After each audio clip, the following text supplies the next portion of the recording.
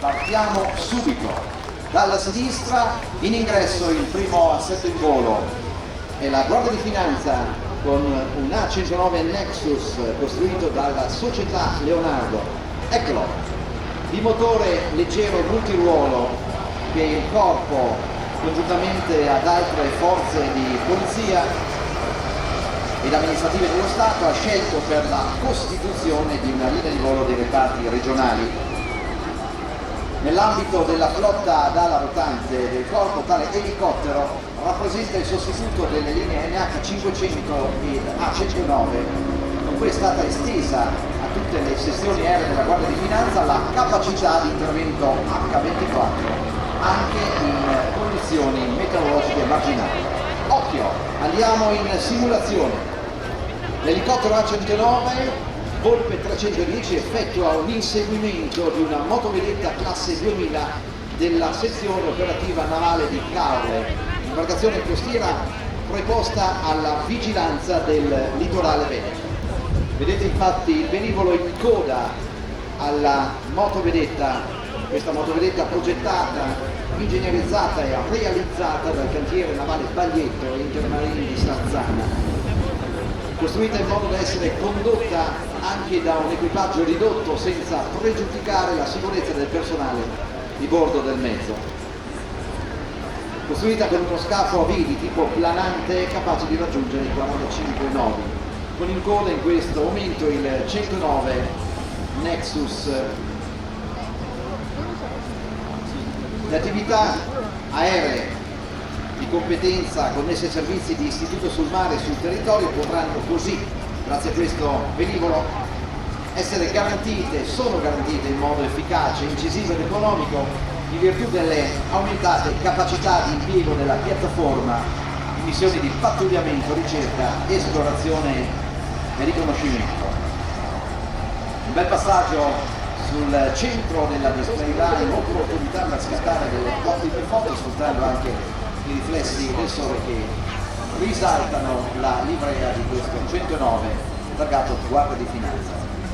Questo elicottero ha un peso massimo al decollo di 3.175 kg, è dotato di due motori Pratt & Whitney da 415 cavalli che gli consentono di raggiungere una velocità veramente ragguardevole. A109, versione Guardia di Finanza, equipaggiato altresì con un sistema di missione dedicato al pattugliamento marittimo, quindi un ottimo radar di ricerca con specifiche console di missione per gli operatori a bordo addetti a queste attività molto delicate. Prosegue questa simulazione di inseguimento della motovedetta.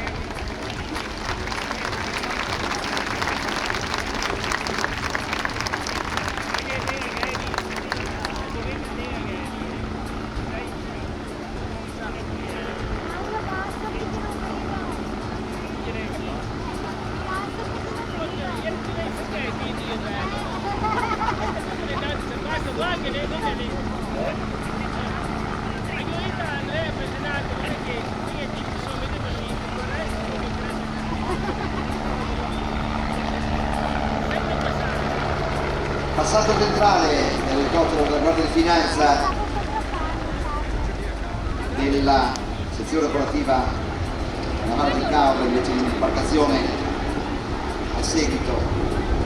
Giornata di sole splendida, quindi tutto il presupposto necessario per una grandissima soddisfazione da parte dei fotografi e degli appassionati presenti su tutto il lungomare di Jesolo. Giù in overing in prossimità del centro boe,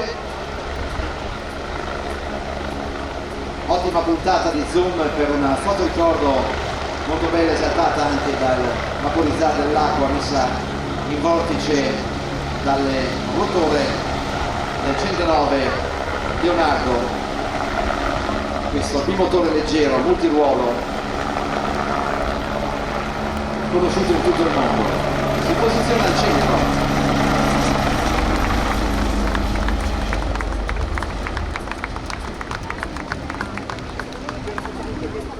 Ancora display 109, un concentrato di tecnologia fare missioni al limite della visibilità, missioni notturna, viene tirata stretta,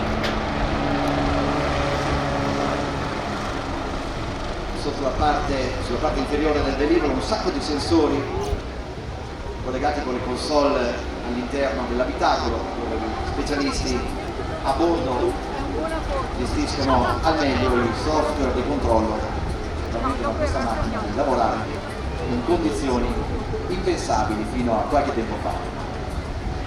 Tecnologia che aiuta e che permette a questi equipaggi della Guardia di Finanza poter agire anche in condizioni molto difficili.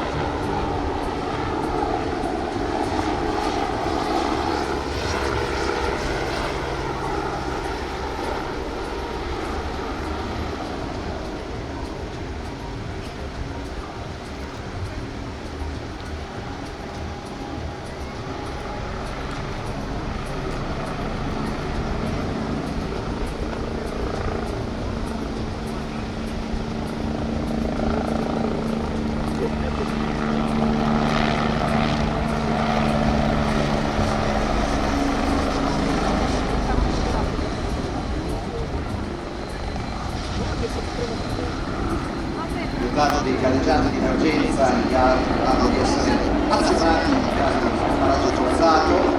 Bellissimo questo passaggio sull'imbarcazione della Capitaneria di Porto.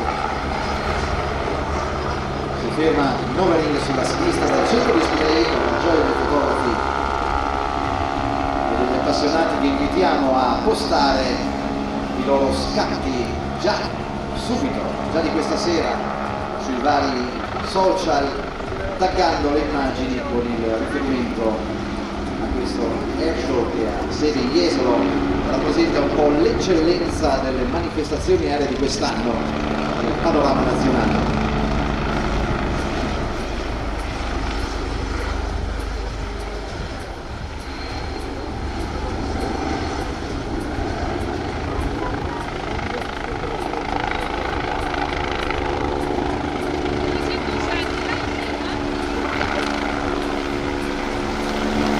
Si saluta l'equipaggio del 109 Nexus e noi risalutiamo con un applauso che giunge simbolicamente a tutti i ragazzi della GDF che operano tutti i giorni sul territorio nazionale.